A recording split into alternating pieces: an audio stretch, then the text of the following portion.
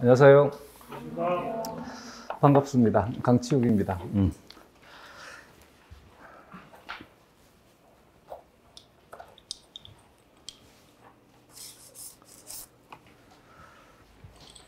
우선 이번 강좌는 1월에서 4월까지 이 생물학 총론으로 수업을 할 것이고,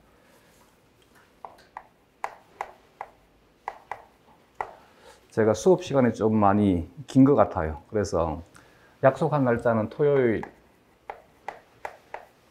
1시에서 9시까지인데 1월 달에는 일단 토요일만 수업을 하겠습니다. 근데 2월부터는 토요일, 일요일 해서 이틀간 수업을 하도록 하고, 진도에 맞춰 가지고 만약에 진도가 좀 빨리 나갈 수 있다라면 그러면 일요일 날 격주로 할 수 있도록 하겠습니다. 그래서 일요일은 보강을 할 수 있으니까 시간을 좀 비워두시기 바랍니다. 기본 과정은 12월 달, 1월 달 해서 제가 그 캠벨 생물학 책으로 강의를 했었습니다. 그래서 만약에 지금 수업을 듣고 따라오는데 좀 많이 버겁다고 생각이 드신다라면 그러면 기본 강의를 인강으로 수강을 하시는 것도 괜찮을 것 같아요. 일단 이론에 대한 것은 좀 많이 듣고 많이 말해보고 많이 적어보고 하는 것이 도움이 될 것이니까, 이론 강의가 끝나면 5월에서 6월은 5월에서 7월, 5, 6, 7, 8월은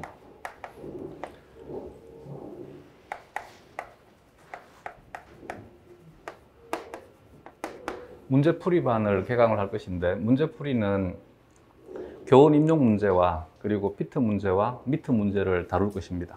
피트 문제와 미트 문제를 처음 다룰 때 다들 말들이 많았는데, 피트와 미트를 하는 이유가 교원 임용에 출제하시는 분들이 수능도 출제를 하시고 피트도 출제를 하시고 미트도 출제를 하시기 때문에 문제는 계속 돌아갈 수밖에 없어요.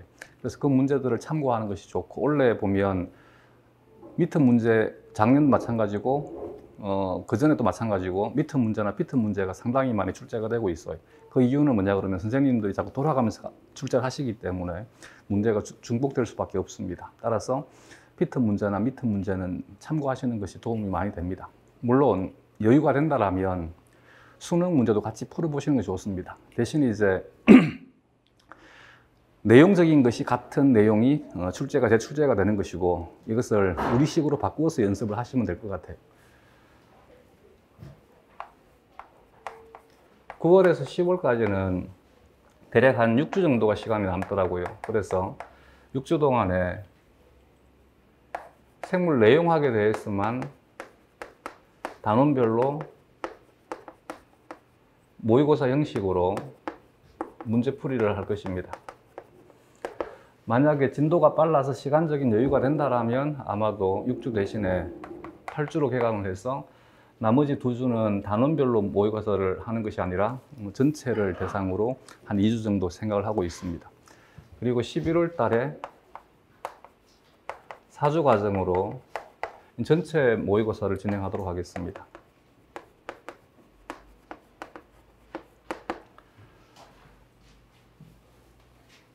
타이트하게 짜여져 있는 커리큘럼이기 때문에 되도록이면 1월에서 4월 동안에 이론에 대한 것은 마스터한다고 생각을 하시고 좀 시간을 많이 투자하는 것이 나중에 많이 도움이 될 것 같아요. 우리가 흔히 과학 교과를 분류하게 되면 먼저 정립이 된 것이 물리학이고 이후에 정립이 된 것이 화학이 되게 되고, 그리고 생물과 지구과학이 있으면 생물학은 전 세계적으로 이미 과 통합이 이루어졌습니다. 예전에는 동물학과 식물학으로 나뉘어졌고, 여기 하나를 더 추가해서 미생물학을 추가한다면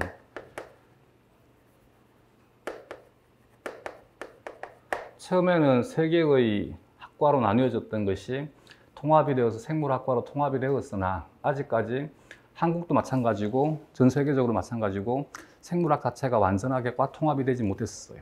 그러다 보니까 개념에 대한 것들이 아직은 정확하게 정립이 되지 않은 상태인 것이고, 어쨌든 동물학자들이 식물학이나 미생물학자들에 비해서 훨씬 더 수가 많기 때문에 대부분의 개념들은 동물학을 따라갑니다. 그러나 아직까지 학문에 대한 연계성이 좀 떨어질 수밖에 없고, 그래서 처음 공부할 때는 힘들 수밖에 없어요.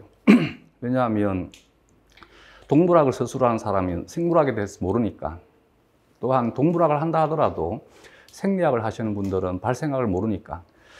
그래서 동물 생리학에서 배운 것은 동물 생리학에만 적용을 해야 되는 것이지, 동물 생리학에서 배운 것을 그대로 발생학에서 개념을 사용하다 보면 개념이 충돌할 수밖에 없어요.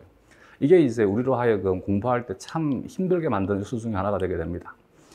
생리학에서는 개념을 이렇게 사용을 했다가 발생학에서는 또 다르게 개념을 사용을 하니까 이와 같은 것이 충돌될 수밖에 없어요.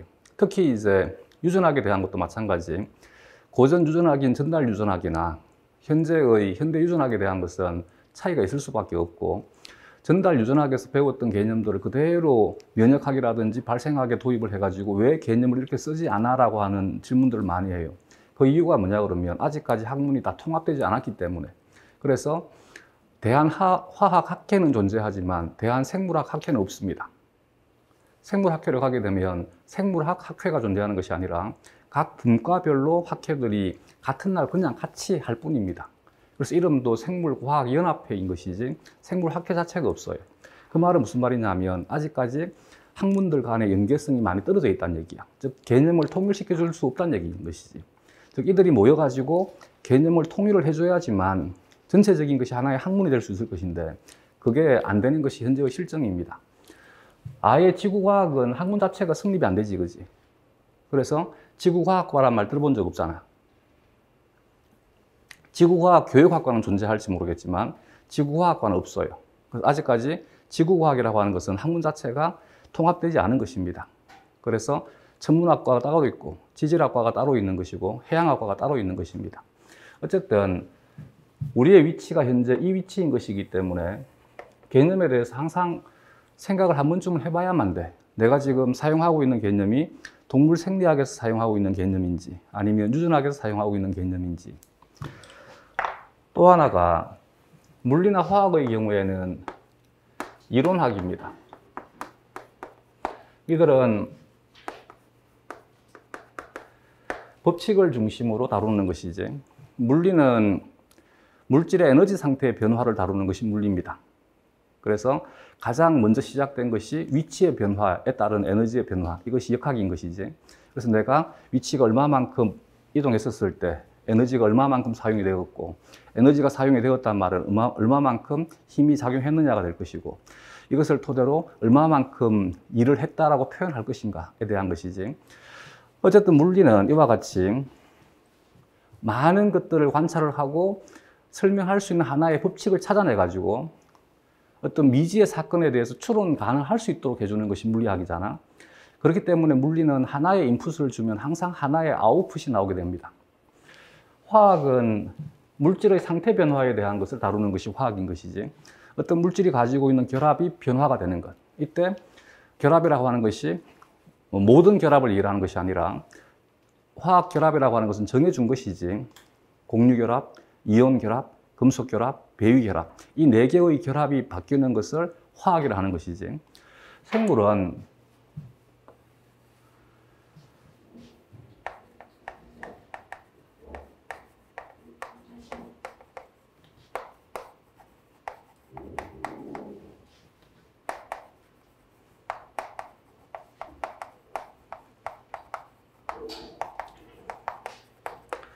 생체 내에서 일어나는 물리화학적 반응을 다룹니다. 만약에 생체 내에서 일어나는 물리화학적인 반응이 여기에 있는 이 물리나 화학에서 다루는 물리화학적인 반응과 동일하다라면, 그러면 생물학 자체는 성립할 가치가 없는 것이지. 그렇지 않겠어요? 그 말은 무슨 말이냐면, 우리가 다루는 것은 물리적인 화학적인 반응이므로 물리적인 화학적인 개념들을 사용을 해서 표현을 하되 제한될 수밖에 없다는 얘기야. 생체 내에서 일어나는 것은 이들과 다르다는 얘기지. 예를 들어서 열역학 제2법칙을 얘기를 하게 되면, 열역학 제2법칙에 따르게 되면 질서를 가지고 있는 존재는 무질서화되려고 하는 특징을 가지고 있단 말이지.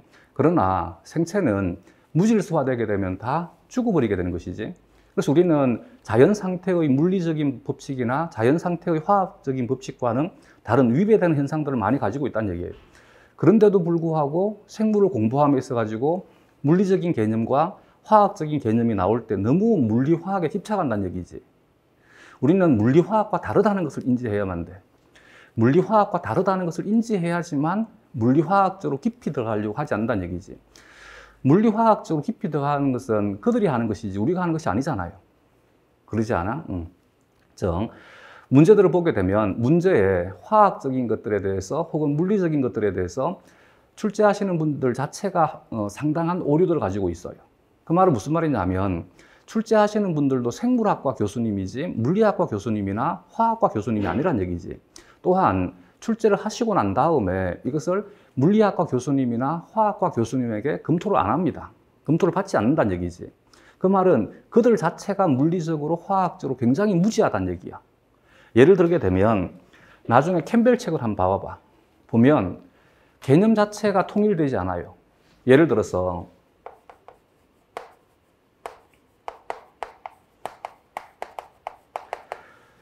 이건 화학적으로 정해주는 거야. 포도당 6인산에서 아라비아 숫자 6의 경우에는 얘는 탄소 번호나 질소 번호를 의미한다라고 약속을 한 거야. 근데 이 ATP에 대해서 한글식 이름을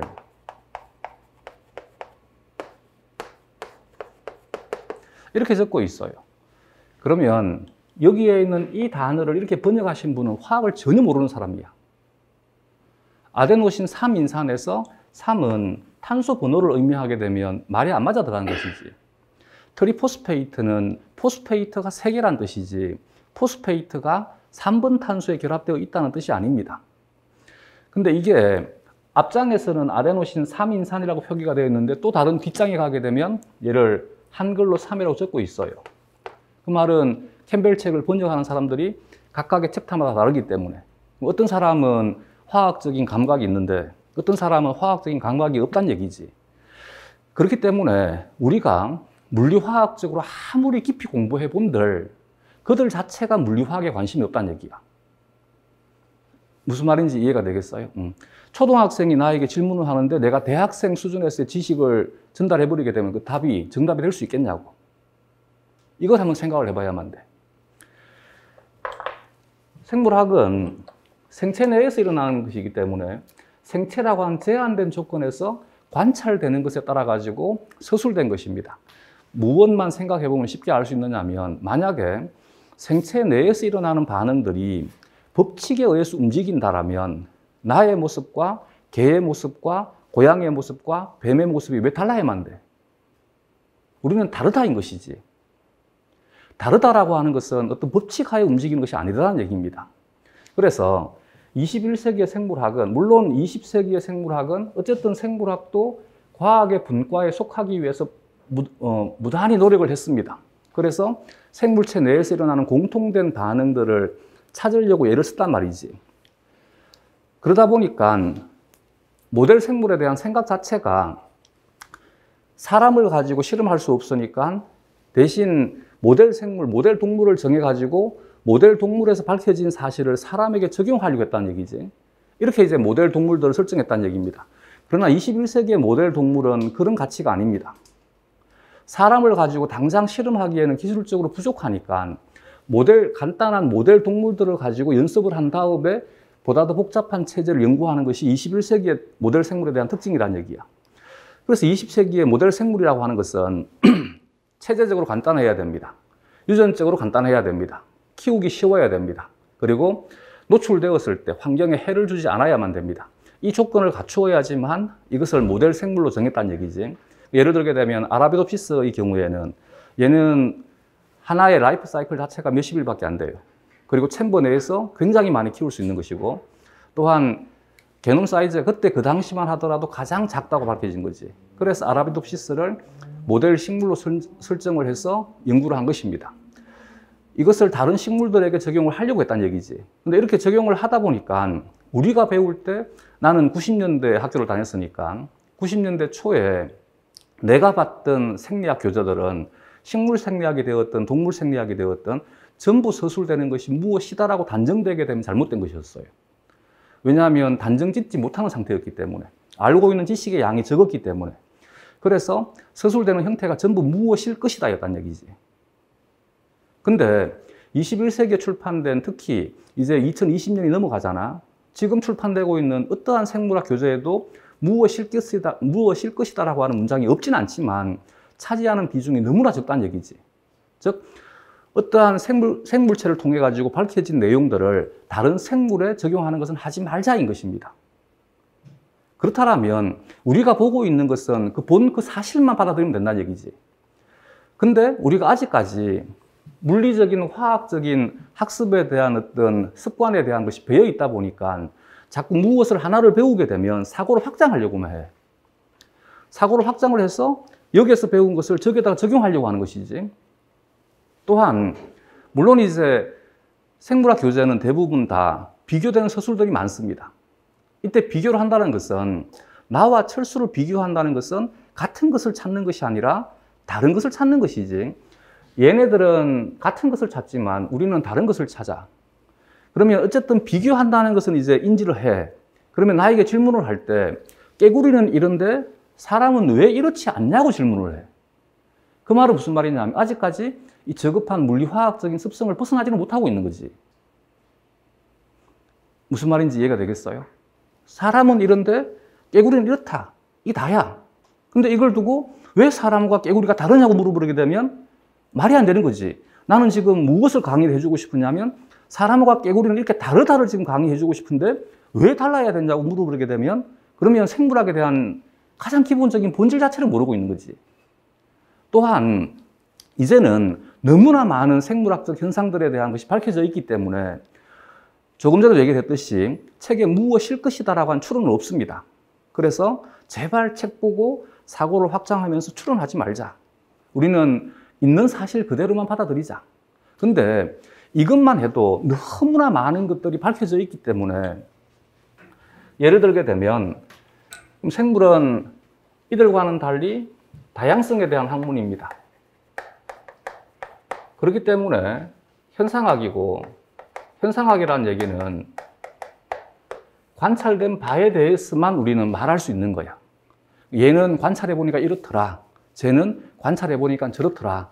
근데 이게 이제 20세기에서 21세기로 넘어오면서 너무나 빠르게 생물학은 발전하기 시작을 합니다.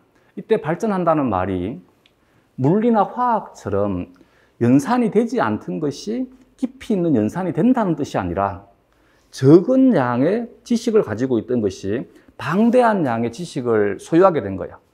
방대한 양의 지식을 소유하다 보니까 이것을 어떻게 우리가 생물학이라고 하는 분과 내에서 활용할 것인가인 것이지.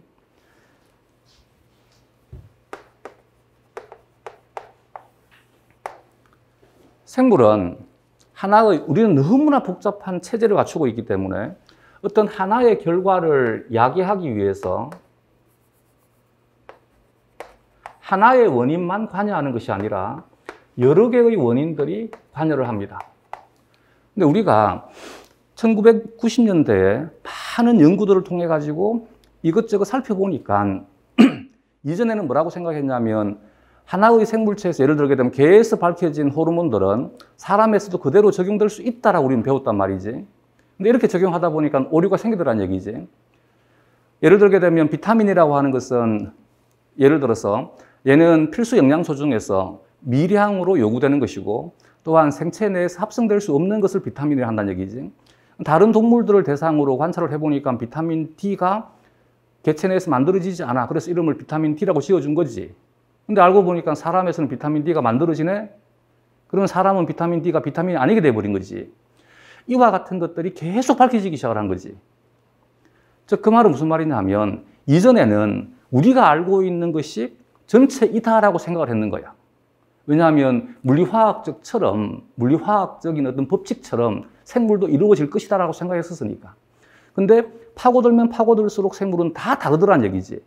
그 말은 현재 내가 여기에 관여하는 결과에 대해서 원인이 예를 들어서 이 원인들이 이렇게 밝혀져 있다라고 했었을 때 현재 내가 알고 있는 원인 세 가지가 전부인지 아닌지를 알 수 없다가 돼버린 거예요, 이제는.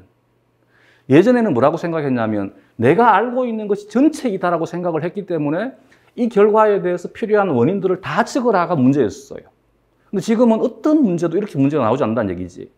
왜냐하면 원인에 대한 것이 얼마만큼 더 있을지 아직은 모르겠다인 것이지. 그렇다면 하나의 결과를 설명하기 위한 원인에 대한 것이 무조건 현재 밝혀진 모든 것을 다 설명하는 것은 의미 없다는 얘기지. 왜? 그래도 부족할 것이기 때문에. 이왕 부족하다라면 체제를 단순화하자는 얘기지. 그래서 생물은 이론에 대한 것이 모델화됩니다. 그렇기 때문에 이 모델로 선정된 것에 대해서 우리가 주로 다루는 것이지, 그래서 우리가 보고 있는 것은 일부 진실에 대한 것을 다루는 것이지 모든 진실을 다루는 것이 아니다는 것을 절대 잊어버리면 안 돼. 답안을 적을 때 어쨌든 우리는 생물학과라고 하는 전공을 배웠기 때문에, 즉 강론들을 배웠기 때문에 강론에서는 이 결과에 대한 여러 가지 원인들에 대해서 다 제시를 해줍니다. 그러다 보니까 자기가 알고 있는 생물학적인 지식이 너무 많아. 이걸 시험 문제가 출제가 되면 다 적으려고 한다는 얘기지. 그러나 출제하는 사람은 이 모델화되어 있는 이론 체계에 대해서만 생각을 하는 거지. 이 말이 이해가 되겠죠. 그래서 무조건 많이 알고 있다 해서 좋은 것이 아니라는 얘기야. 많이 알고 많이 적는다 해서 좋은 점수를 받을 것이다라고 하는 것만 잊어버리면 돼. 우리는 그들과 소통해야 되는 것이고 그들과 대화해야 되는 거야. 알겠지? 생물학의 이론에 대한 것이 모델화된다라면, 모델화되는 것은 규칙이 보편성과 단순성과 인지도에 따라서 모델을 설정을 합니다. 즉, 여러 가지 현상들이 있다라면 그 현상들에 대해서, 예를 들어서 사람의 키 혹은 사람의 몸무게를 하자.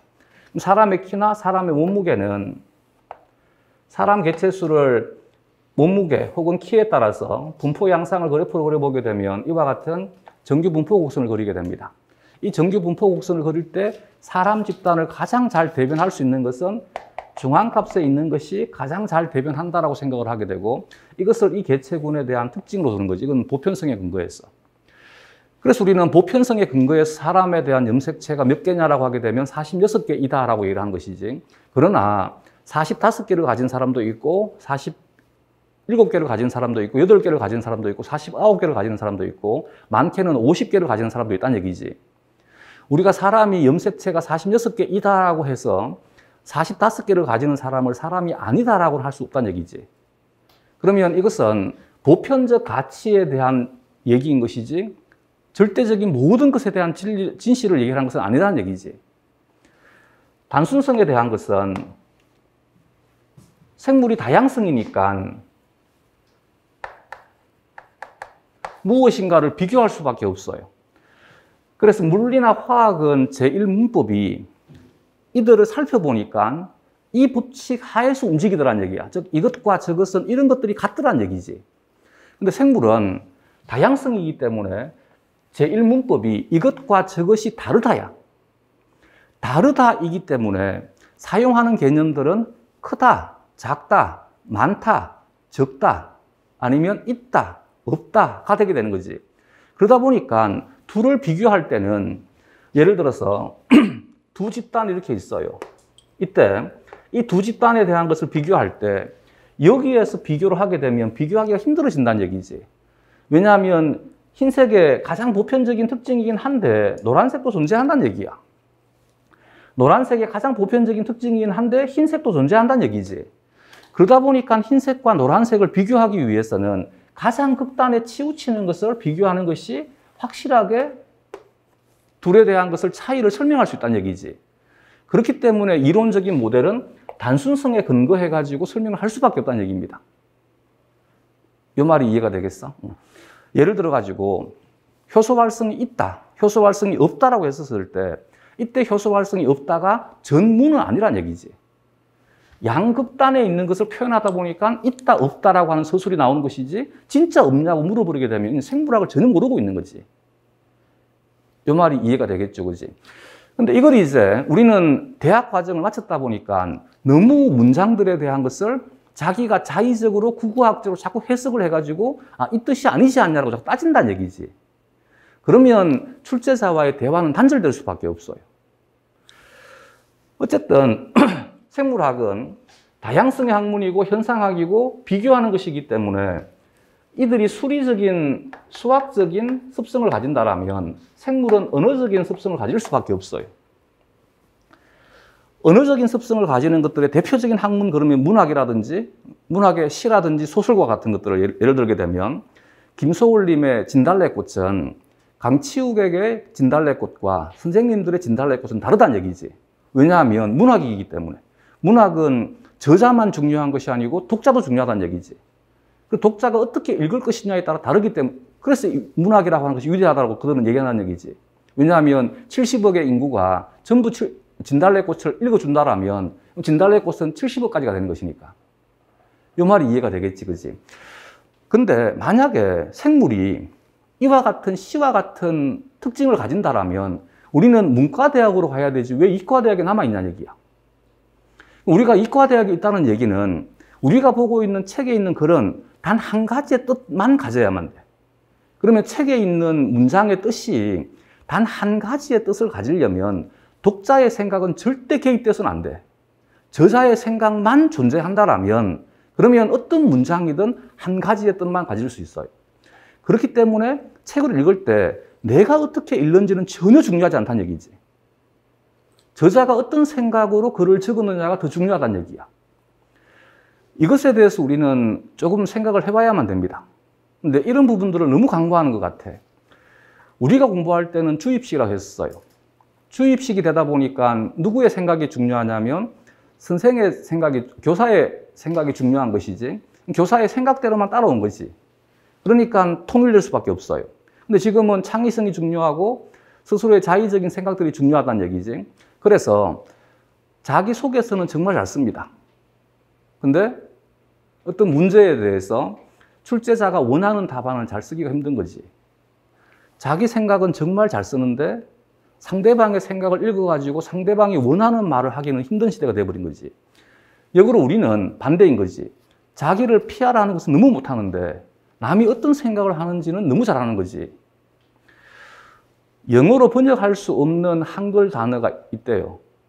이게 눈치랍니다. 그래서 이 눈치란 단어를 영어로 그대로 철자를 눈치라고 적더라고. 왜냐하면 그들은 눈치란 단어가 없대요. 한민족이 위대할 수 있는, 우수할 수 있는 하나의 단어를, 이건 한국인이 적었는 글이 아니고 미국계 계열의 사람들이 적었는 거예요.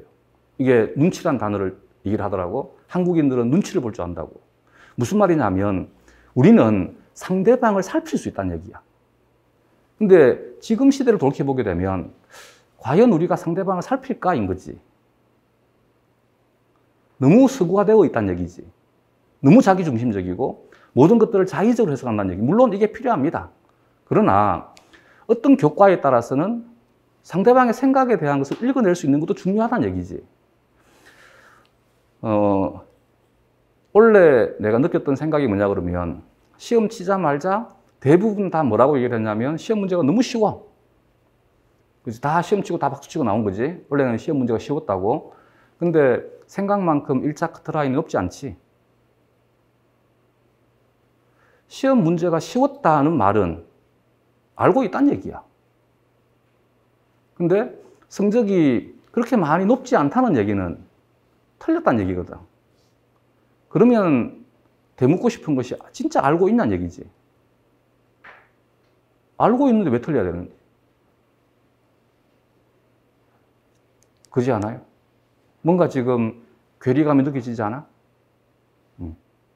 그러니까 선생님들이 생각하는 안다라고 하는 것과 출제자들이 생각하는 안다라고 하는 사실이 지금 갭이 있다는 얘기야.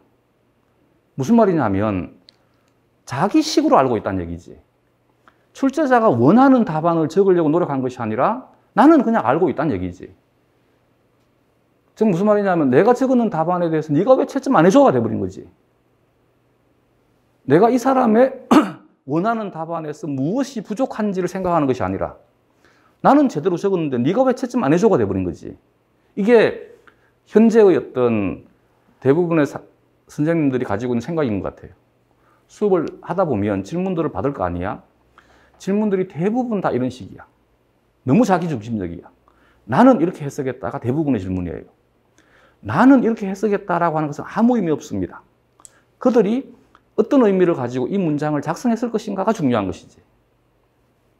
생물학은 과학임에도 불구하고 너무 모호한 단어들을 너무 많이 씁니다. 예를 들어 가지고 콜레스테롤은 높은 온도에서는 상을 안정화시키기 위해서 유동성을 감소시킵니다.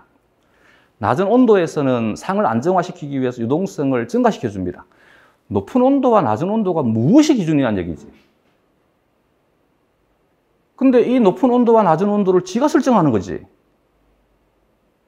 이제 얘기가 조금씩 들어와요? 그지? 책을 읽을 때 내 중심적으로 생각하는 것이 아니라 이 글을 서술한 자가 높은 온도라고 하게 되면 이 높은 온도가 무엇을 높은 온도로 할까가 중요한 것이지. 내가 생각할 때 높은 온도가 무엇이냐가 중요한 것이 아니고. 그지 않아?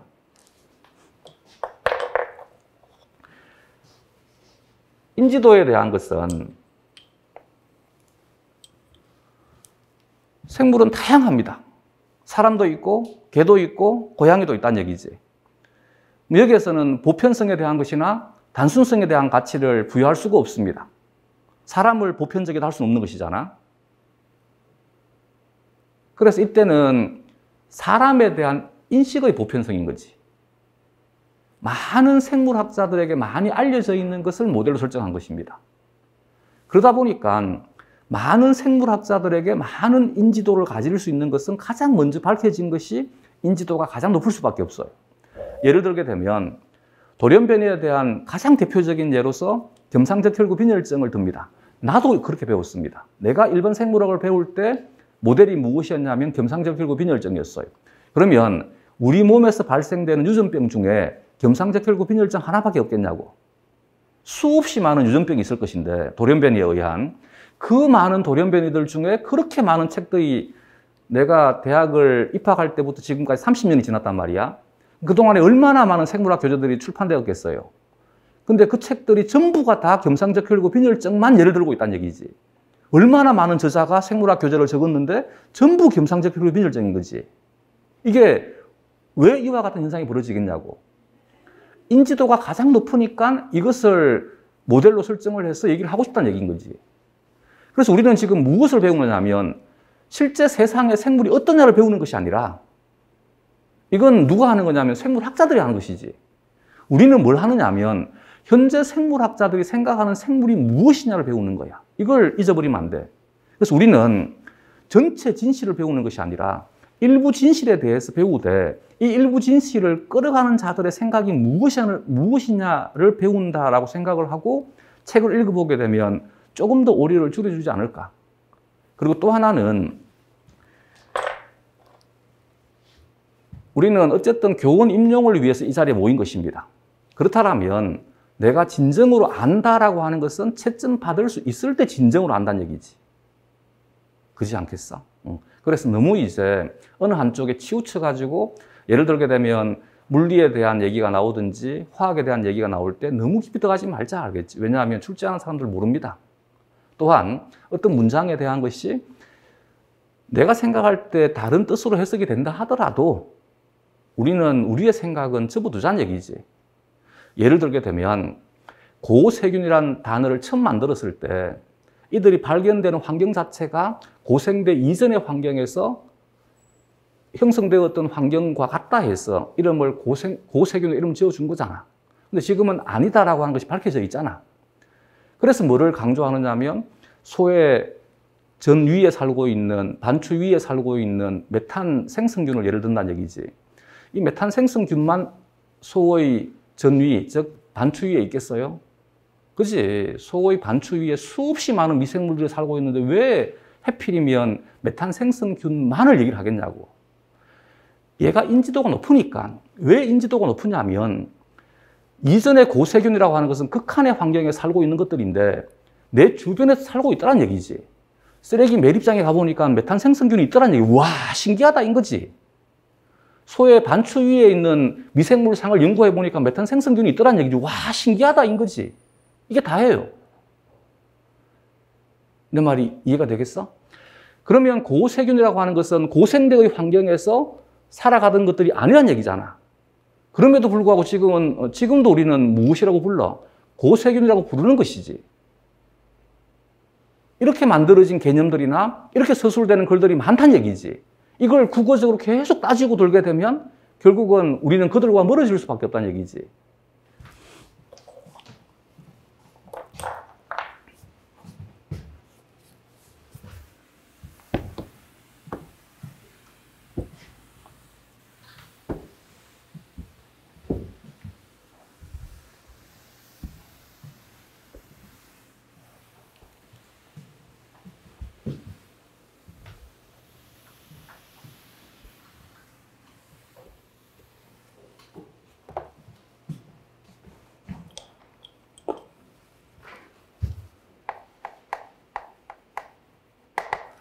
생물은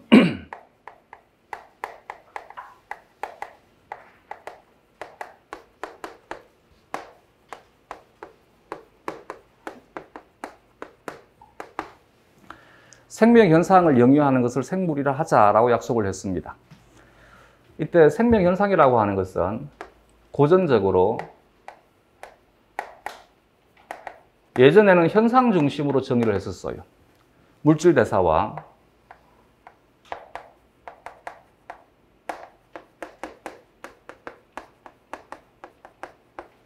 반응과 항상성,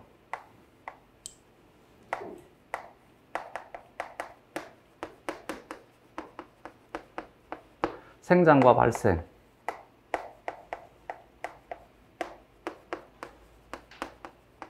생식과 유전,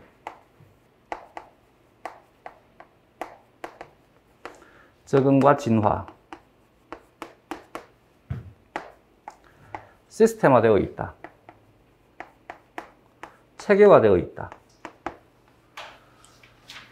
1번부터 5번까지의 서술은 기능적인 측면에 대한 것을 설명하고 있는 것이고, 생물에서 기능은 생리라 합니다.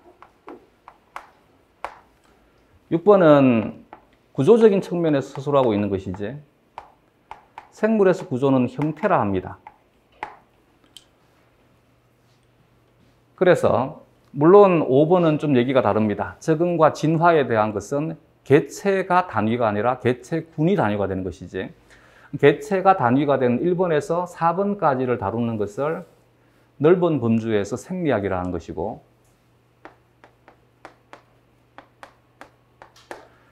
구조에 대한 것을 다루는 것을 넓은 범주에서 형태학이라 합니다. 다시 생리학에 대한 각 분과에 대한 것은 1번과 2번을 중심으로 다루는 것이 협의의 생리학입니다. 3번을 다루는 것을 발생학이라 하고, 4번을 다루는 것을 유전학이라 합니다. 반응과 항상성 중에 나가 아닌 다른 생물체에 대한 자극에 대해서 반응하는 것을 우리는 면역학이라 합니다. 그래서 면역학은 생리학의 범주에 속한다고 볼 수 있습니다. 생리학이나 면역학이나 발생학이나 유전학이 생리학의 분과들인 것이고, 형태학에 대한 것은 생명 현상을 영위할 수 있는 최소의 단위를 우리는 세포라 하자라고 한 것이지, 이때 세포라고 하는 것은 생명 현상을 영위할 수 있는 최소의 단위인 것이지, 즉 영위할 수 있는 최소 단위인 것이지 영위해야만 되는 것이 아니지. 이런 문장에 대해서는 또 국어적으로 등한시하는 거지. 그래서 네가 생명 현상을 영위하는 것이 세포라며, 그러면 여기에 있는 상피세포도 생물이냐? 그러면 안 되지, 그지? 아메바는 하나의 세포가 하나의 개체입니다. 그래서 이 하나의 세포가 생명 현상을 영위하는 것이지, 근데 나는 하나의 세포가 생명 현상을 영위할 수는 없는 것이지, 생명 현상의 일부를 영위하는 것이지. 그래서 개체 수준이 될 수 있는 최소 단위가 세포인 것이지, 모든 세포가 개체는 아닌 것이지. 세포들이 모여서 조직이 된다라고 했었을 때, 이때 조직이라고 하는 것은 단순한 세포들의 집합을 조직이라 하는 것이 아니라 세포들이 모여가지고 어떤 체제를 구축할 수 있어야만 돼. 즉, 이것을 생명과학 교재에서는 캠벨 책에서는 뭐라 했냐면 창발적 특성이라고 그랬어요. 세포 수준에서는 할 수 없는 일을 조직이 되면서 새로운 능력을 가지게 되는 거야. 그래야지만 조직이라는 단어가 성립이 되게 돼. 이건 그대로 적용이 되게 됩니다. 단순하게 세포들이 집단 이룬 군체를 이루게 되면 조직이라 하지 않습니다. 얘네들이 집단을 이루어가지고 개체 수준에서는 할 수 없는 구조적인, 형태적인, 생리적인 특징을 가질 때 얘를 조직이라 하는 것이지. 그러면 개체는 이 수준에서 이루어질 수도 있고 어떤 개체는 이 수준에서 개체를 이룰 수도 있는 것이고 조직이 모여가지고 어떤 시스템이 될까라고 하는 것은 동물과 식물에서 차이가 있는 것이지. 동물의 경우에는 조직들이 모여서 기관을 형성하게 되면 식물의 경우에는 조직들이 모여서 조직계를 형성하게 됩니다. 식물은 조직계들이 모여가지고 기관을 형성하게 되는 것이지. 동물은 기관들이 모여서 기관계를 형성하게 되는 것이고 기관계가 개체가 된다라고 했었을 때 이 체제가 무조건 모든 동물에 적용이 되어야만 돼를 얘기를 하는 것은 아니지, 그지? 어떤 개체는 이 수준에서, 어떤 개체는 이 수준에서, 어떤 개체는 이 수준에서 우리가 흔히 동물이라 하는 것들은 최소한 이 수준에서 개체가 되어야지만 후생동물일 수 있는 것이.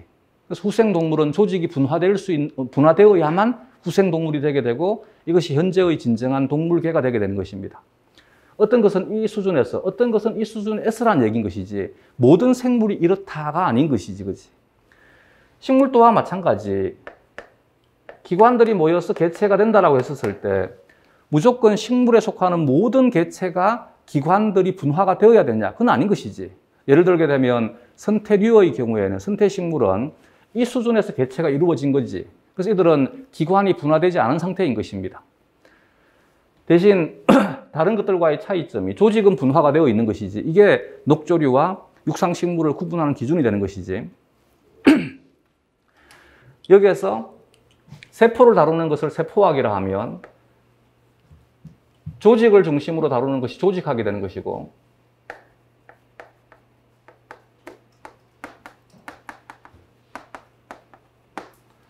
기관과 기관계를 중심으로 다루는 것이 해부학이 됩니다. 우리가 협의의 형태학이라 하면 보통 조직과 기관을 중심으로 다루는 것이 형태학입니다. 물론 넓은 범주에서 세포학, 조직학, 해부학을 전체를 다 형태학이라 합니다. 식물 또한 마찬가지. 얘가 세포학이고 얘는 조직학이고 이들을 중심으로 다루게 되면 형태학이 되게 되고 이들을 중심으로 다루게 되면 해부학이 되게 됩니다. 그럼 각각에 대한 분과에 대해서 얘를 구조적으로 연구를 하게 되면 세포 형태학이 되는 것이고 기능적으로 다루게 되면 세포 생리학이 되는 것이고 얘를 구조적으로 다루게 되면 조직 형태학이 된다라면 얘를 기능적으로 다룬다라면 조직 생리학이 되게 되는 것이지. 이렇게 이제 생물은 많은 분과들로 구성되어 있다. 적응과 진화에 대한 것은 개체들이 모여서 개체군이 되게 되면 개체군이라고 하는 것은 이번은 심화반이니까 좀 빠르게 진행해도 되겠지. 오리엔테이션 너무 길게 하게 되면 지루할 것이니까. 그래서 글 적지 않고 그냥 말로 하겠습니다. 개체군이라고 하는 것은 현재 생식이 가능한 집단을 개체군이라 하는 것이지. 이 개체군을 종으로 묶게 되면 차이점이 종은 현재 또는 잠재적으로 생식이 가능한 집단이지. 그러면 개체군과 종의 차이점은 잠재적인 것을 허용할 것이냐, 잠재적인 것을 허용하지 않을 것이냐의 차이인 것이고 이때 잠재적이라는 단어 자체가 너무 모호하지. 이게 생물학이야. 너무나 모호한 단어를 가지고 어떤 단어를 정의하고 있는 것이지. 그래서 이 잠재적인 것을 나는 잠재적을 여기까지 볼래. 아무 의미 없는 것이지. 그럼 잠재적이란 단어를 사용한 그 사람의 잠재적이 중요한 거야. 그래서 우리가 공부하는 것은 이걸 배우는 거지. 어떤 생물에 대한 진리를 배우는 것이 아니라 종이라는 것을 마이어가 생물학적 종의 개념을 정의할 때 현재 또는 잠재적으로 생식이 가능한 집단이다라고 설명했었을 때, 서술했었을 때, 정의했었을 때 이 사람이 생각하는 잠재적이 무엇이냐를 배우는 것이 우리가 생물학을 공부하는 거야. 생물에 대한 모든 것들을 파헤쳐가지고 진실을 배우는 것이 아니라, 진리를 배우는 것이 아니라, 마이어가 생각했던 잠재적이라고 하는 것은 이게 참이냐 거짓이냐에 대한 것이 아닌 것이지, 그 사람의 생각이 뭐냐인 것이지. 이게 이제 현재 지리적인 격리 때문에 생식이 되지 않는데 만날 수 있다라면 생식이 가능하다. 그렇다라면 이것은 잠재적인 생식능은 가진다라고 하자라고 약속한 것이지. 그래서 우리는 생물학자들의 약속을 배우고 있는 중인 거야. 이걸 간과해서는 안 된다는 얘기지. 이게 종과 개체군에 대한 차이인 것이지. 개체군이 환경의 변화에 따라서 개체군의 변화가 일어나는 것이 적응과 진화에 대한 것이지. 적응은 보다 짧은 시간 동안에 빠르게 변화되는 것이고, 진화라고 하는 것은 긴 시간 동안 변화가 되는 것을 우리가 흔히 진화라는 것입니다. 여기에서도 마찬가지 또 이제 너무 모호한 설명인 거지. 내가 적응은 짧은 시간, 진화는 긴 시간. 그러니까 어떤 선생님이 이런 질문을 하더라고. 몇 년을 기준으로 할까요? 실제로 받아본 질문입니다. 가능한 질문인 거지. 왜냐하면 짧다, 길다라고 하는 것이 우리가 아직까지 이 물리화학적인 습성을 벗어나지 못하게 되면, 물리화학적인 습성은 수치화하고 싶은 것이지, 무엇을 딱 기준에 두고 여기까지는 우리 적응이라 하자, 여기부터는 진화라 하자. 근데 이거는 저급한 물리화학적인 사고에 빨리 벗어나야 됩니다. 그렇기 때문에 적응과 진화에 대한 것은 명확하게 구분할 수 없습니다. 그래서 중첩되는 부분이 존재할 수밖에 없다는 얘기야. 그래서 뭐가 필요하다고? 이론적인 모델이 필요하다고. 이때는 뭐를 적용할 것 같아? 단순성을 적용하는 거지. 양극단에 있는 것. 그래서 짧은 시간, 매우 짧은 시간에 변화되는 것을 예를 들어주는 거지. 매우 긴 시간을 두고 변화되는 것을 예를 들어주는 것이지. 그래야지만 둘이 비교가 될 거 아니야. 그렇다 해서 실제 세상에서 그러면 적응과 진화에 대한 것을 정확히 나눌 수 있는 경계가 있느냐? 없다는 얘기지. 많이 중첩될 수밖에 없다는 얘기. 이게 생물이 가지고 있는 특징이라는 얘기지. 그러면 중학생들이나 고등학생들이 생물을 공부할 때는 책에 나와 있는 양극단에 대해서 치우쳐서 얘기를 하게 되면 여기만 신경 씁니다. 이게 문제가 되는 거지. 왜냐하면 그들이 이렇게 이제 이론적인 모델화되어 있는 것을 전체의 사실로 받아들인다는 얘기지. 이걸 우리가 강의할 때 조심해야 되는 거지. 이건 전체 사실이 아니라 일부 사실에 대한 학문적인 기술에 불과한 것이지. 근데 대학생이 되게 되면 역으로 너무 중첩되는 부분에 관심을 너무 많이 가집니다. 이게 또 단점이 되는 거지. 중첩되는 부분이 있다라고 하는 것을 알려주기 위해 가지고 강론서들은 그렇게 많은 글들을 적어주는 것이지, 이것 때문에 이전에 배웠던, 우리가 고등학교 때 배웠던 학문적인 사실이 거짓이다를 알려주기 위해서 기술되어 있는 것은 아니라는 얘기지. 그래서 우리가 배우는 학문적인 이 이론적인 모델에 대해서 너무 집착해서도 안 되고, 실제 사실에 대해서 너무 집착해서도 안 됩니다. 이걸 적절하게 조절할 수 있어야지만 좋은 답지를 만들 수 있는 것이지. 그게 안 되니까 출제하는 사람은 양극단에 있는 것을 비교해서 설명해 주기를 바라는데, 자기는 중간에 있는 것을 모호한 부분을, 경계 부분에 있는 모호한 부분들을 적어버리게 되면 정답으로 인정이 될 수 없을 수밖에 없는 거잖아. 무슨 말인지 이해가 되겠지, 그지?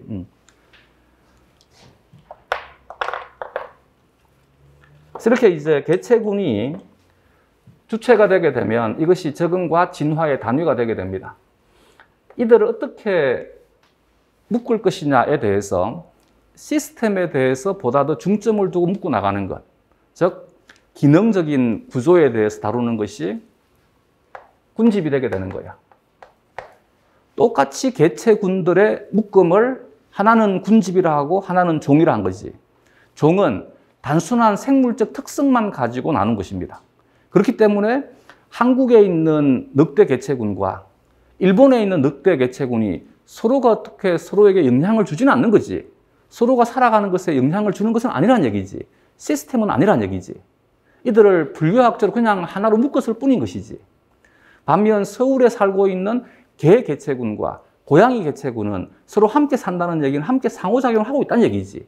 이게 이제 생태학의 분과가 되는 거야. 생태학은 시스템적인 측면을 강조한 것이 생태학이 된다라면, 단순하게 시스템적인 측면을 무시하고 생물적인 특성에 대해서만 강조하는 것이 분류학이 되는 거지.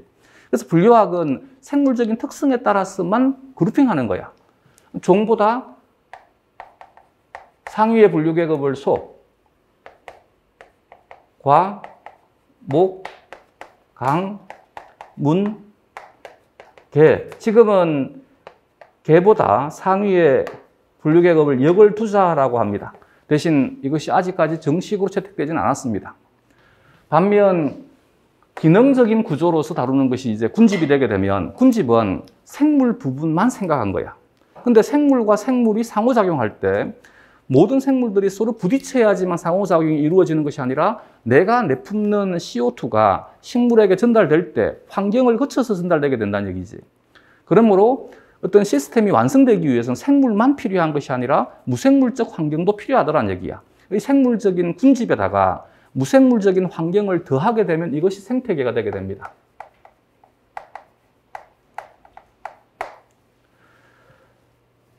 주로 전통 생물학에서 다루는 최상의 시스템은 생태계입니다. 근데 이게 이제 생태계가 더 모여가지고 하나의 기능적인 구조 단위가 되게 되면 경관이 되게 되고, 경관이 모이게 되면 생물권이 되게 됩니다. 생물권을 생물군계라 하는 거지. 열대우림, 온대화렵수림과 같은 것, 북방친엽수림. 경관은 뭐냐 그러면 얘는 주로 이제 산림학과라든지 농학과라든지 이쪽 농대 계열의 생태학자들이 주로 많이 조경학과라든지 취급하는 것이 경관입니다. 경관은 내가 위에서 헬기를 타고 날아가면서 밑을 보는 거야. 보이는 그대로의 그림, 패치입니다. 즉 내가 헬기를 타고 날아가게 되면 한반도의 상공에서 볼 때 숲의 형태와 북한에서의 숲의 형태와 시베리아에서의 숲의 형태는 다를 거 아니에요. 보이는 그대로. 근데 같은 온대 화렵수림이라 하더라도 패치는 서로 보이는 형태는 다를 수 있잖아. 어떤 곳은 참나무 숲인데 여기는 예를 들어서 굴참나무 숲이고 여기는 상수리나무 숲이 되게 되면 그리고 이 속에 들어있는 교목이라든지 아교목이라든지 혹은 관목들이 어떠냐에 따라서 색깔에 대한 것이 조금씩은 다르게 보일 수 있다는 얘기지. 그래서 이것을 하나의 시스템으로 보는 것이 경관이라고 한다면 이 전체를 하나로 보는 것이 온대 화렵수림, 그러면 생물 군계가 되게 되는 것이 생물권이 되게 되는 것입니다. 그래서 경관과 생물권에 대한 것은 얘기를 들어가지고는 잘 와닿지 않지, 그지? 생물권보다 조금 더 하위의 단위 있다라고 생각을 하면 돼요. 근데 물론 어떤 사람은 경관과 생물권에 대한 것을 크게 구분하지 않는 경우도 있습니다. 우리는 주로 다루지 않는 것이고 이들이 모여서 지구가 되게 됩니다. 이것이 이제 생물의 시스템에 대한 것이고 얘는 생물의 시스템의 체계화된 것이 아니야. 얘는 단순하게 생물적 특성만을 가지고 분류한 것, 그룹핑한 것입니다. 이게 분류학이고 이게 생태학이 되게 됩니다. 이렇게 이제 생물에 대한 특징들을 설명을 합니다. 그러다가 예전에는 육안으로 관찰되는 생물만을 다루었어요. 그래서 생물이 가져야 되는 기본적인 특성에 대한 것을 이렇게 설명을 했습니다. 근데 확대경이나 혹은 현미경을 통해 가지고 세상을 관찰을 해보니까 여기에 이것들이 모두 다 적용되지 않는 이상한 것이 관찰되더라는 얘기지. 예를 들어서 아메바라든지 혹은 대장균이라든지 아메바나 대장균의 경우에는 발생이란 단어를 적용할 수 없잖아. 그러면 우리가 설정한 생물학의 바운더리 내에 아메바나 대장균은 속하지 못합니다. 그럼 이런 상황에서 생물학자들은 고민할 수밖에 없는 거지. 대장균을 생물이라 해야 될까? 생물이 아니라 해야 될까인 거지. 근데 생물이라 하기에는 여기에 위배되는 거지. 생물이라고 하면 발생 과정을 거쳐가지고 개체를 만들어야 되는데 대장균은 발생 과정이 없더란 얘기지. 그래서 이제 생명 현상에 대한 것을 새롭게 정리를 한 거야. 현재는 생물이 갖춰야 되는 생명 현상을 보다 더 단순화시킵니다. 대사에 대한 능력을 가지고 있고, 유전에 대한 능력을 가지고 있고, 진화에 대한 능력을 가지고 있고, 물론 시스템화되어야 됩니다. 체계화되어야만 된다. 단 같은 글자를 사용하지만 여기에서 말하는 대사와 여기서 말하는 대사는 서로 의미하는 바는 다릅니다.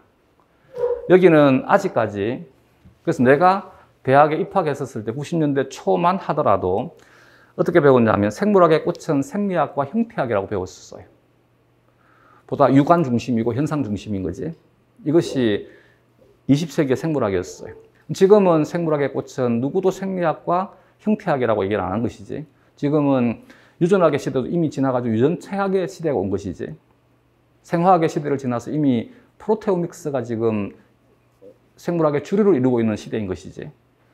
그래서 얘는 유관 중심인 거야. 보다 현상 중심에서 다루는 대사라고 한다면 여기에서 말하는 대사라고 하는 것은 보다 분자적인 수준에서 말하는 대사, 즉 대사 그 자체에 대해서. 무슨 말이냐면 대사라고 하는 것은 생체 내에서 일어나는 화학 반응을 대사라고 하게 되면 여기에서 말하는 대사라고 하는 것은 이 본질 그 자체에 중점을 두고 다루는 것입니다. 즉 화학 반응 그 자체에 중점을 둔 거지. 근데 여기에서 말하는 대사라고 하는 것은 얘는 실제 대사라고 하는 것은 여기에는 이 세포에서 일어납니다. 세포에서 여기에는 이 물질이 화학 반응을 통해서 내가 필요한 생성물을 만듭니다. 근데 반응 결과 생성되는 나에게 필요한 생성물만 존재하는 것이 아니라 부산물도 존재할 수밖에 없습니다. 이 대사 부산물의 경우에는 나라고 하는 것이 내 체제가 무한히 계속 증가될 수 있다면 내 체제 내에 계속 쌓아둘 수 있습니다. 그러나 나의 공간은 제한되어 있기 때문에 나에게 필요 없는 것은 내 몸에 들어있는 그 자체가 나에게 해를 주게 됩니다. 그래서 우리는 이 부산물을 전부 대사 노폐물이라 합니다. 대사 노폐물은 전부 독으로 취급합니다. 이게 독성이 작으냐 크냐의 차이인 것이지. 이해가 되겠지? 그래서 우리 몸에 필요 없는 것들은 전부 독인 거야. 그럼 이와 같은 독은 내 몸 밖으로 빼내야만 되는 것이지. 근데 여기에 있는 이 물질을 얻기 위해서 우리가 환경으로부터 어떤 물질들을 그대로 섭취할 수가 없는 거지. 이 세포로 줄 수가 없는 거야. 그래서 얘를 이와 같은 제한되어 있는 공간, 즉 함몰되어 있는 공간, 여기를 소화를 일으키는 장소라 해서 소화강, 소화관이라 합니다.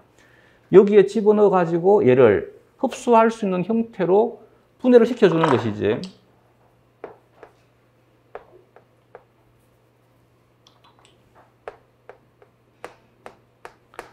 이 분해가 된 것을 우리는 흡수해서 살아갑니다.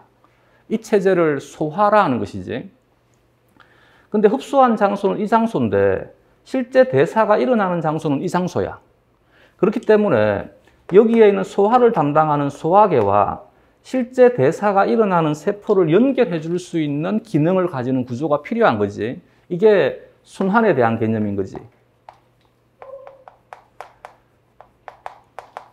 뒤에서 차차 얘기를 하겠지만 우리는 대사 과정에서 산화가 일어날 때 최종적인 산화제로서 산소를 이용을 합니다. 그리고 생성되는 물질은 CO2가 생성이 되게 됩니다. CO2는 대사 노폐물이니까 내 몸 밖으로 빼내야만 되고 산소는 필요하니까 받아들여야만 됩니다. 이것을 외호흡이라 하는 것이지 흔히 생리학에서 호흡이라 합니다. 외호흡이 일어나는 장소와 대사가 일어나는 장소가 다르므로 이 또한 마찬가지 연결될 수 있어야만 됩니다. 이것도 수단이 하는 기능이 되게 되는 것이지. 대사 노폐물은 내 몸 밖으로 빼내야 되는데 이 세포가 직접 몸 밖으로 던져버리는 것이 아니라 대사 노폐물을 빼낼 수 있는 장소가 따로 있습니다. 이 결과 생성된 대사 노폐물을 내 몸 밖으로 빼내는 과정을 우리가 배설이라 합니다. 여기에서 얘도 마찬가지 대사 노폐물인데도 불구하고 배설이라 하냐? 그건 아닙니다. 그래서 내 몸에서 생성된 대사 노폐물을 체외로 배출을 하되 단 기화되어서 배출되는 것은 배설이라 하지 않습니다. 폐에서 일어나는 것은 배설이라 하는 것이 아니라 외호흡 과정이라 합니다. 무슨 말인지 이해가 되겠지? 똑같은 CO2와 똑같은 물인데 우리 몸에서 만들어지는 가장 많은 대사노폐물이 CO2와 물이 되게 됩니다. 이것이 액상의 형태로 빠져나가는 것은 배설입니다. 그래서 배설은 오줌만으로 배설되는 것이 아니라 땀으로도 배설되는 것입니다. 그러나 폐를 통해서 기화되는 것들은 배설이라 하지 않고 호흡이라 하는 것입니다. 배설되는 장소와 대사가 일어나는 장소가 다르니까 이들 또한 연결시킬 수 있는 체제가 필요합니다. 이것이 순환입니다. 그래서 고전적인 물질 대사라고 하는 것은 생물 1교과를 보게 되면 고등학교 생물 1교과에서 물질 대사 파트에서 다루는 것은 화학 반응을 다루는 것이 아니라 소화, 순환, 호흡, 배설을 다룹니다. 즉, 내 몸에서 일어나는 물질 대사를 수행하기 위해서 필요한 생명 현상을 중심으로 다루는 것이 고전적인 대사가 되게 되는 것이지. 유전 또한 마찬가지입니다. 이것도 여기에서 말하는 유전이라고 하는 것은 보다 현상적인 것이지. 고전 유전학으로서 전달 유전학, 멘델 유전학을 떠올리면 돼. 부모가 가지고 있는 두 가지 형질 중에서 이들 두 형질이 어떤 형태로 표현될 것이냐를 중심으로 다루는 것이지. 근데 얘는 유전에 대한 본질을 중심으로 다루는 것이지. 유전에 대한 본질이라고 하는 것은 유전 물질이 DNA니까 이 DNA가 어떻게 전달될 것이고 이 DNA로 하여금 어떻게 생명 현상에 대한 특징들이 나타날 것이냐를 중심으로 다루는 것이라는 얘기지. 진화에 대한 것도 마찬가지입니다. 그래서 보다 유관으로 현상적으로 다루는 것들이라면 얘는 분자적인 수준에서 생각하는 것이 여기에서 말하는 유전과 대사와 진화에 대한 개념입니다.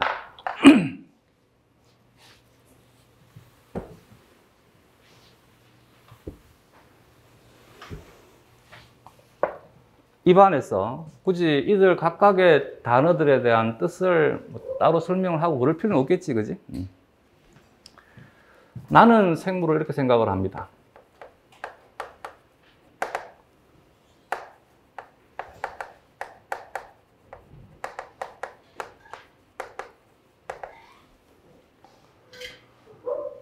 생물과 무생물에 대한 것을 한 단어로, 한 문장으로 표현한다면 연속될 수 있다. 같은 것을 계속 반복할 수 있다. 예를 들어서 이 공간 내에서 A라고 하는 물질이 B라고 하는 물질로 전환되게 됩니다. 이 반응이 만약에 이 세상에 이것만 존재한다라면 언젠가는 A는 고갈될 것이고 전부 B로 전환되어 버리기 때문에 이 반응은 더 이상 일어나지 못하게 됩니다. 따라서 살아있을 수가 없습니다. 그러면 살아있다가 성립이 되기 위해서는 또 다른 누군가가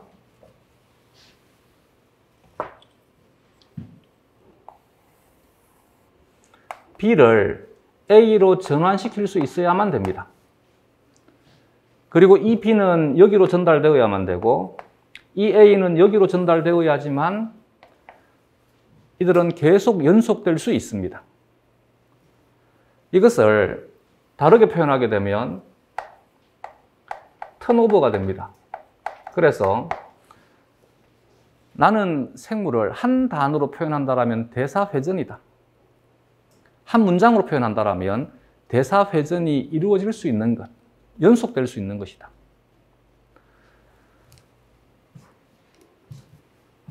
대사에 대한 것도 마찬가지.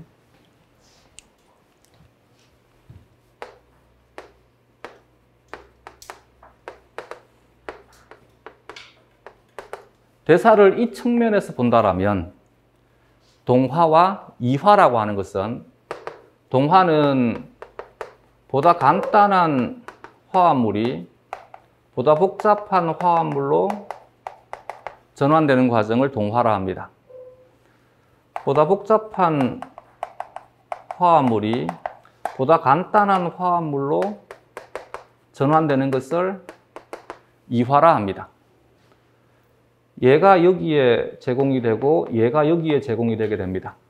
그러므로 동화와 이화는 끊임없이 일어날 수 있습니다. 그래서 동화는 이화의 재료를 제공하는 것이고 이화에서 생성된 보다 간단한 것은 다시 동화를 통해서 복잡한 화합물로 전환되게 되는 것입니다. 물론 이 부분에 대해서 더 자세한 것은 차차 가면서 하도록 하자. 반응과 항상성도 마찬가지입니다. 물리 반응의 원리는, 물리는 에너지가 높은 곳에서 항상 에너지는 낮은 곳으로 흘러가게 됩니다. 질서를 갖춘 것은 무질서화되려고 하는 성질을 가지고 있습니다. 화학 반응의 원리는 많으면 줍니다. 적으면 받습니다. 빼앗는 힘이 강하면 빼앗을 것이고, 빼앗는 힘이 약하게 되면 빼앗길 수밖에 없어. 너무 쉽지, 그지? 생물 반응에 대한 것은, 생물은 적당한 것을 지향합니다. 과하면 줄여주면 되고, 부족하면 채워주면 됩니다. 그래서 생물에서는 절대 적용해서는 안 되는 단어가 다다익선입니다. 많으면 많을수록 좋다는 것은 없습니다. 많아도 우리는 죽고 적어도 죽습니다. 적당해야지만 살 수 있습니다. 그러면 이것이 적당한 조건이야. 근데 외부의 힘이 개입이 되어 가지고 나의 상태, 즉 형태적인 생리적인 상태를 바꿀 수 있는 존재를 우리는 자극이라 합니다. 자극이 주어지게 되면 적당한 조건에서 벗어나 버리니까 우리는 살 수 없다가 됩니다. 그러면 이것에 대해 살기 위해서는 다시 적당하게 낮추어줘야 됩니다. 이것이 자극과 반응에 대한 관계인 거지. 이렇게 해서 항상 일정한 수준을 유지하려고 하는 것이 항상성입니다. 이것도 마찬가지 결국은 턴오버에 대한 것이지. 내가 제자리에 가만히 있기 위해서는 결국은 계속해서 외부에서 주어지는 힘에 대항하는 반대의 힘을 형성해야만 될 거 아니에요. 내 말이 이해가 되겠어? 여기에서 이제 대부분의 선생님들이 착각하는 것 중에 하나가 뭐냐 그러면 항상성이라고 하는 것은 어떤 시스템의 구조적, 기능적 조건을 일정하게 유지하려고 하는 것을 항상성이라 한다. 해서 이 일정하게 유지한다는 것을 이렇게 착각한단 말이지. 이렇게 착각을 해버리니까 어떤 현상이 벌어지느냐 하면 자극이 100의 힘을 가지고 나에게 위쪽 방향으로 힘을 가해주게 되면 이 상태가 되기 위해서는 나는 자극이 주어질 때 동시에 같은 크기의 힘을 반대 방향으로 주는 반응이 작동을 하면 된다라고 착각하는 거지. 이게 성립이 되려면 나라고 하는 생물이 미래를 알아야만 돼. 근데 우리는 미래를 알 수 있는 존재는 아닌 것이지. 우리라고 했었을 때 이때 우리의 정신을 떠올리면 안 돼. 세포를 떠올려야만 돼. 세포는 미래를 알 수 없습니다. 과거도 알 수 없습니다. 무슨 말인지 이해가 되겠어? 자극이 주어졌기 때문에 반응을 하는 것이지 주어질 자극에 대비해서 반응하는 것은 아니란 얘기지. 라마르크의 생각처럼 나뭇잎이 높이 있으니까 내가 따먹기 위해서 목을 길게 만든 것이 아니라, 그지? 우연한 기회에 목이 길어지게 된 것이 살아남게 된 것이지. 여기도 마찬가지. 그렇기 때문에 자극이 주어지고 난 다음에 반응을 하는 것이지 자극과 반응이 함께 일어나는 것이 아닙니다. 따라서 항상성이 유지가 된다는 말은 이 상태가 항상성이 유지가 되는 것이 아니라 이게 항상성이 유지가 되고 있는 것이지. 근데 또 하나는 우리가 배우고 있는 것은 보편적인 가치를 배우는 거지. 즉 무슨 말이냐 하면 가장 잘 살 수 있는 것을 배우는 것이지 모든 생물이 가장 잘 산다는 아니라는 얘기지. 이걸 수치화할 수가 없어요. 왜냐하면 자극의 강도가 위쪽으로 100이 주어진다라면 반응의 강도가 100이 되고 아래쪽으로 주어지게 되면 잘 사는 사람이 될 것인데 어떤 사람은 110의 힘을 가지고 반응하는 사람도 있고 어떤 사람은 90의 힘을 가지고 반응하는 사람들도 있더라인 거지. 고등학교 교과 과정에서는 이것만 소개하니까 아무런 문제가 되지 않은 거지. 근데 대학 교과 과정에서는 강론을 배우다 보니까 110도 제공하고 110도 알려주고 90이 되었을 때 어떻게 되는지도 알려주고 있다는 얘기지. 그러니까 여기에 이제 필이 꽂혀버리는 거야. 그래서 내가 고등학교 때 100이라 배웠는데 아니네가 돼버린 거지. 그러니까 계속 뭐를 가지고 걸고 넘어지느냐면 110도 있지 않냐고 90도 있지 않냐고가 돼버린 거지. 이해가 되겠어? 그러면 대학 교과 과정에서 110이나 90에 대한 강론을 배우는 목적은 뭐냐 그러면 110이나 90이 되게 되면 잘 못 산다를 알려주는 것인데 이걸 자꾸 착각을 하고 110도 있지 않냐고 따진다는 얘기지. 그러면 안 돼, 알겠지? 예를 들게 되면 식이를 통해 가지고 당을 섭취를 했어. 그러면 인슐린이 당의 농도를 낮춰야만 돼. 근데 인슐린이 너무 많이 분비가 되어 가지고 혈당을 너무 떨어뜨리게 되면 저혈당이 되는 거지. 저혈당이 없는 것이 아니고 저혈당은 존재하지. 근데 잘 못 살지, 언제 죽을지 모르는 거지. 특히 고혈당보다 더 위험한 것이 저혈당 쇼크가 되게 됩니다. 근데 인슐린이 너무 적게 분비가 되게 돼. 이 사람은 뭐가 되는 거야? 고혈당이 되게 되는 거고 당뇨병이 되게 되는 것이지. 그래서 100이 정상이고 보편적이 되게 되면 110과 90은 비보편적이 되는 거지. 이 비보편적인 것을 우리는 병이라 하는 거야. 그지? 그래서 우리는 이론적인 모델이 전부 여기에 있다는 얘기지.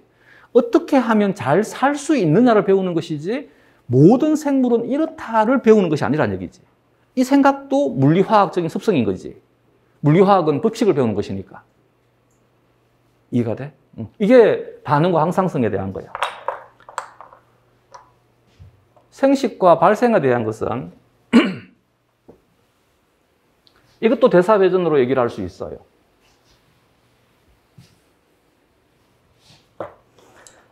나는 영원히 존재할 수 있는 존재가 아니기 때문에 언젠가는 죽어야만 돼. 죽어버리게 되면 내가 담당하고 있던 구조와 기능에 대한 것을 대신 담당해 줄 수 있는 무엇인가가 필요한 거지. 만약에 내가 영원히 살 수 있는 존재라면 그러면 자식을 만들 이유가 없는 거지. 내가 없어지게 되면 나를 대신할 수 있는 무엇인가가 필요하니까 개체가 또 다른 개체를 만들 수밖에 없는 거지. 이게 생식인 거지. 이와 같은 생식 과정에서 하나의 개체가 만들어지는 과정이 수정란으로부터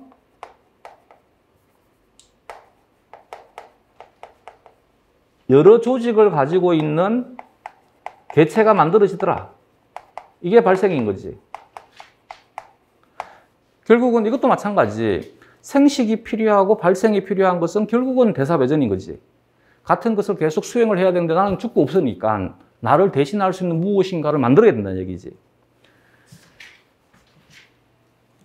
아, 내가 잘못 설명을 해버렸네. 생식을 얘기를 해버렸네.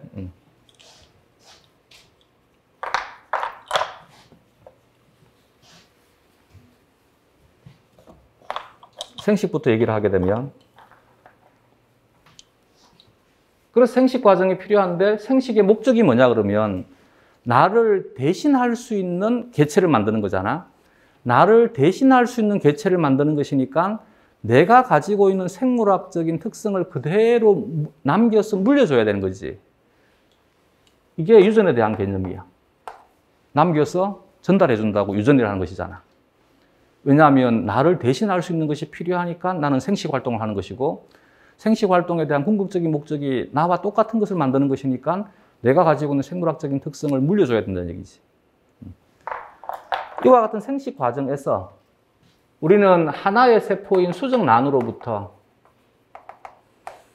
여러 조직을 가지고 있는 개체로 변화가 되는 것, 이것을 발생이라 하는 것이고 따라서 발생 과정에서는 하나의 세포가 여러 개의 세포가 되니까 세포의 수가 증가가 되어야 된다. 이때 세포의 수가 증가가 되는 것을 생장이라 하는 거지. 이건 개체를 만들기 위해서 필요한 과정에 대한 것이다. 결국은 전부 뭐냐 그러면 대사회전에 대한 얘기인 것입니다. 연속되기 위한 것이다 얘기지. 더 길게 본다라면 이게 이제 적응과 진화가 되는 거지. 이제는 하나의 개체를 중심으로 보는 것이 아니라 개체군을 중심으로 보는 거지. 이 개체군은 현재의 환경에는 적합하나 환경의 변화가 생긴다라면 부적합할 수 있다는 얘기지. 따라서 살아남기 위해서는 이 개체군이 변화되는 환경에 맞추어서 함께 변화가 일어날 수 있어야 된다는 얘기지. 이게 짧은 시간 동안에 일어나는 급격한 변화가 적응이 된다면 긴 시간을 두고 서서히 변화가 되는 것이 진화가 되게 되는 거지. 결국은 뭐냐 그러면 같은 것을 계속 수행하기 위해서 필요한 것들이 생명 현상이 되게 되는 거지. 따라서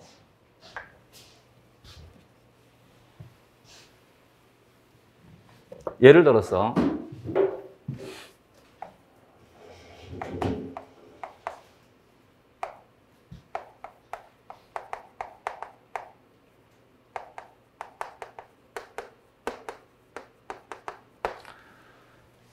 글리코겐 가인산 분해 효소라고 하는 것이 있어요.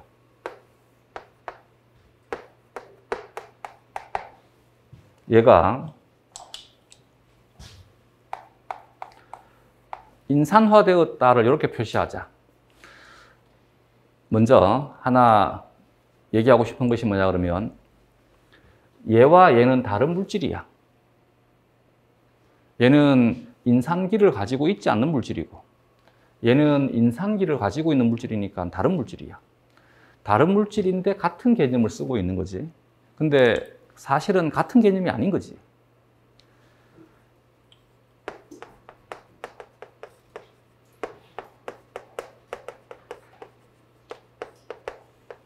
같은 개념이 아니지, 그지? 이게 만나야지만 하나의 의미를 가지는 단어가 되는 거지. 질문들을 보면 이것에 굉장히 많이 서툰 것 같아요. 이것에 좀 많이 익숙해졌으면 좋겠어. 이걸 자꾸 같은 것으로 취급하니까 이해가 안 되는 거지. 얘와 얘는 별개의 존재야. 별개의 존재인데 각각 다르게 이름을 주게 되면 개념수가 너무 많으니까 얘는 글리코겐 가인산분의 탈인산화된 형태, 얘는 인산화된 형태, 얘를 B폼, 얘를 A폼이라 하는 거야. 그러면 여기에 있는 이 반응이 일어날 때 관여하는 것이 단백질 키나제가 되면 만약에 세포 내에 이 현상만 존재한다라면 나는 존속될 수 있을까인 거지. 내 말 이해가 되겠어? 그러면 이 과정이 있으면 필히 이 과정도 있어야만 돼. 얘는 인산기를 붙여주는 효소가 카이네이스가 되게 되면 인산기를 제거하는 효소가 포스파타제가 됩니다. 프로틴 포스파타제인 거지. 프로틴 포스파타제, 단백질 포스파타제.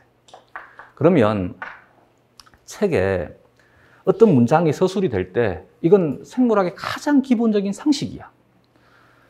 책에 서술될 때 흰색이 서술되어 있으면 우리는 무엇을 전제해야 되느냐면 노란색은 있어야지만 생물인 거예요. 근데 자꾸 뭐라고 질문하냐면 아니 노란색이 책에 기술되어 있지 않지 않냐고 자꾸 질문하는 거지. 무슨 말인지 이해가 되겠어? 예를 들어 가지고 아데닐산 시클라제가 ATP를 CAMP로 전환시킵니다. 이때 아데닐산 사이클레이즈가 활성화되게 되면 CAMP의 농도가 증가가 됩니다. 아데닐산 사이클레이즈의 농도가 감소가 되게 되면 활성이 감소가 되게 되면 CAMP의 농도는 감소가 된다라고 설명을 합니다. 이것도 몇 번 받아본 질문이에요. 그러면 뭐라고 질문하냐면 아니 만들지 않는데 왜 농도가 감소가 되냐고. 만들지 않으면 농도 변화가 일어나지 않아야지. 왜 만들지 않는데 농도가 감소하고 있냐고. 무슨 말이냐면 가장 기본적인 턴오버에 대한 걸 이해를 못하고 있는 거지. 즉 책에 기술되어 있지 않지만 세포에는 얘가 있는 곳은 필히 뭐가 있어야만 돼. CAMP 포스포디에스테라제가 있어야만 돼. 이건 짝이야, 짝. 아니 이게 책에 적혀 있지 않지 않냐고. 말이 안 되는 질문인 거야. 우리는 이와 같은 것들을 배워가는 것이지. 생물의 어떤 진리를 배운다든지 모든 생물에 대한 진실을 배우는 것이 아니라 말하는 방법을 배우는 것이지. 그리고 그들이 적는 글에 대해서 우리가 독해를 하려고 배우는 것이지. 어떤 교재에 아데닐산 사이클레이즈가 제시가 되게 되면 대전제는 살아있다가 전제야. 살아있으려면 얘는 무조건 있어야만 돼. 그래야지만 턴오버가 계속 일어날 수 있어요. 얘는 CAMP를 만들어주는 효소인 것이고, 얘는 CAMP를 제거해주는 효소인 것이지, 그지? 여기에서 얘만 지금 주제가 되어가지고 서술되어 있다는 얘기는 이것에 대한 활성은 변화 없다를 가정하고 있는 상태인 거야. 그러나 실제는 그렇지 않지. 그래서 여기에서 뭐가 필요한 거야? 이론적인 모델이 필요한 거야. 그래서 아까 얘기했잖아. 우리는 보편성과 단순성과 인지도에 따랐어. 여기서는 뭐를 적용하면 돼? 단순성이야. 즉 하나의 변인이 통제가 되어야지만 다른 변인에 대한 변화에 대해서 우리가 쉽게 얘기할 수 있다는 얘기지. 근데 이걸 두고 실제 그러면 CAMP, PD에 대한 활성이 항상 일정하냐 따져버리게 되면 내가 할 말이 없어져 버린 거지. 이제 이해가 되겠어? 무슨 말인지? 우리가 읽었던 많은 글들에 대해서 생물은 정말 쉬워요. 정말 쉬운데 자기가 계속 어렵게 만드는 거지.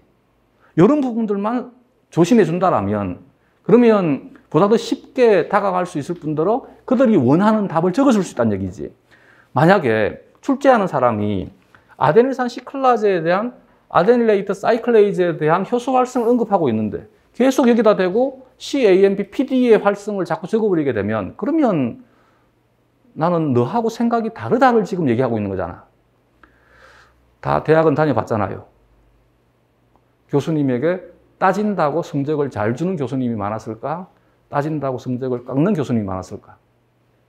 난 찾아가 괴롭힐 때 성적을 잘 준 교수님은 별로 없었는 것 같은데.